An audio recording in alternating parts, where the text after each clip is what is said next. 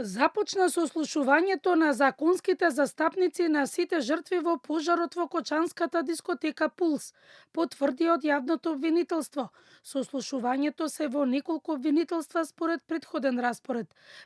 Преку исказите ќе може да се ги остварат своите права како оштетени, да се приклучат на кривичниот прогон и директно да се информираат за текот на истрагата. Сослушувањата се одвиваат со предвидената динамика во обвинителствата во Кочани, Штип, Скопје, согласно распоредот кој беше утврден директно со семејствата на жртвите во соработка со организацијата Сапорт Кочани.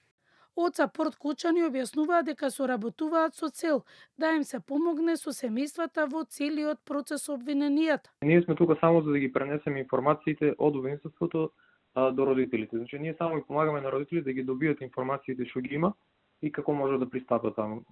Друга инволвираност немаме и се друго информации можат да ги добијат сите од обвинителството.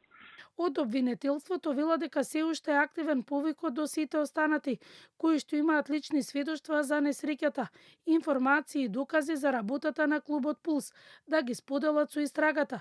Во трагедијата на 16 март загинаа 59 луѓе, тројца повредени кои се лекуваа во странство починаа, а 200 луѓе беа повредени. За пожарот во Кочани осомничени се околу 60 луѓе. Обвинителството најави дека истрагата ќе заврши до средината на јуни.